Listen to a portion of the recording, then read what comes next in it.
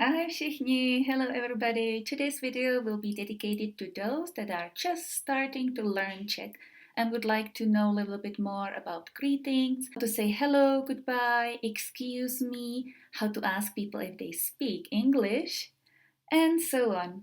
We will also have a brief look at the cases. I'm sure you are wondering what are those, how to use them, why do we have them? So why not to have a look at the second of the cases and start right away explaining when to use it, why to use it, and so on. I hope you will find this video useful, and I also want to let you know that you can always support me on my Patreon. For a monthly membership, you will get unlimited access to all my videos and exercises that I have ever created. Bronze membership costs only $2 per month and silver one only $3 per month. I would very much appreciate if you decide to support me. Please don't forget to like this video and subscribe. Let's get started! I am going to be sharing my screen with you so you can see the written form of all the words that I will talk about and explain. And if you would like to have this document and many others, you can download them from my Patreon. You will have the link in the description of this video. It's Patreon hezky česky. Let's start with formální čeština, formal Czech. Where can we use it? We can use it v restauraci, in restaurants, v obchodě, in shops, na úřadě, in government offices, na letišti, at the airport, and any other place where I will talk to people that I don't know. We will start with formal greetings. First is dobrý den. The accent above letter Y means that it sounds tiny bit longer. Dobrý den. The emphasis is always on the first syllable in all Czech vocabulary. Dobrý den. It's in blue because this is an example of masculine noun. Den ends with letter N, which is a consonant. Souhláska. This is how I know that it's masculine gender, mužský rod.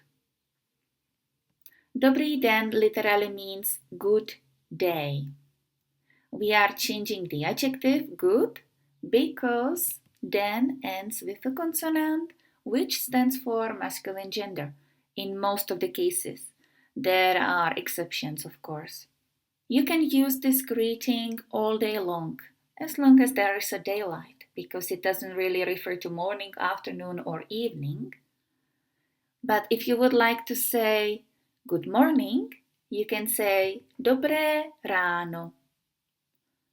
Dobré ráno means good morning. It ends, the word ráno ends with letter O, which means that it is střední rod. That's neutral gender. Střední literally means the middle one. So střední rod, neutral gender, ends usually with letter O and sometimes also with letter E. But letter E might be also used in feminine nouns. So this is a troublesome letter, and we always have to ask ourselves or search it, look it up if the word is actually neutral or feminine. So dobré ráno, good morning. Dobré odpoledne is good afternoon. Dobré odpoledne. Odpoledne means afternoon, and dobré still means good, just like dobrý. It's just written in neutral gender. Last but not least, we have dobrý večer. That means good evening. Dobrý večer.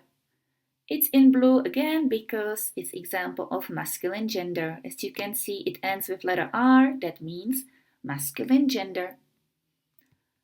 So the adjective is again in the form of dobrý, because that form of adjectives is used with masculine nouns. There is no feminine greeting, But to show you a little bit more about the grammar, I have chosen the word zmrzlina, which means ice cream, and it ends with letter A. Letter A is almost always feminine gender, and the adjective would take letter A with accent at the end. Dobrá zmrzlina, that means good ice cream. So if you ever see dobrý, dobrá, dobré, or even dobrou, which is still the word good but declined, in this video I will also mention declensions, so stay tuned. But for now I will tell you that each case has very specific function. For example, possessivity, when you write apostrophe s at the end of nouns in English, you are saying that it's, for example, mom's car. Mom's will be declined instead of the possessive s. Or when I say the preposition of, it will be used in a different case in Czech, and so on. So English is using mostly prepositions, and Czech will be declining the nouns depending on the prepositions. So that's the reason why we have cases. Let's look at another word. Promiňte. Here you have a letter ň. Promiňte. Promiňte means excuse me. In case you want to call somebody's attention, you can say promiňte. Also, if you would like to excuse yourself, you can say promiňte. The te suffix at the end means that it is conjugated in formal speech. If you see te at the end of any conjugated verb, it means that it's formal. Let's see another situation. In this picture, the woman bumped into the man or the man bumped into the woman, and they could excuse each other by saying promiňte, I am sorry, excuse me, or they could also say omlouvám se. Omlouvám se also means I am sorry, but it is used only to excuse oneself. You can't call people's attention in a restaurant, for example, or in the street with omlouvám se. Se at the end is a reflexive particle. This is something that you will see with many Czech verbs. And it's important to understand that with or without se, the verb has different meaning. For example, jmenuji se means my name is. But the verb is expressing I call myself. Omlouvám se, I excuse myself. So se is a reflexive particle that doesn't exist in English, but it does exist in many other languages, for example, Spanish or French, and it means oneself. So myself, himself, themselves, and so on.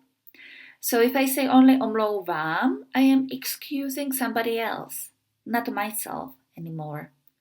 So the se at the end is quite important. If somebody excuses himself or herself, you can reply to nic. To nic means don't worry about it.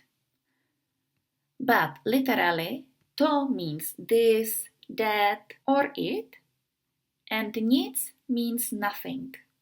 In case you would like to form another sentence with these two words, it's possible. But like this, and in that situation, it means don't worry about it. Now, let's see how to ask people if they speak English. Mluvíte anglicky? As you can see, there is the te at the end of the verb. Do you speak? Mluvíte anglicky? So you are addressing the person in a formal way. Anglicky means English. You can also use španělsky, which would mean Spanish. Do you speak Spanish? Mluvíte španělsky? Or mluvíte francouzsky? Do you speak French? Or mluvíte německy? Do you speak German? And so on.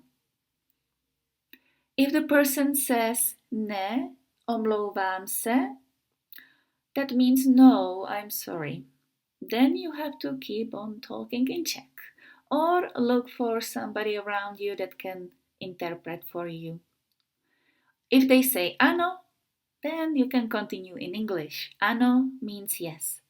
So ne, no, ano, yes. To say goodbye, we can say nashledanou. Nashledanou means formal goodbye. But in restaurants, for example, which is not a very formal situation, we could also say a shorter version, which is naschle.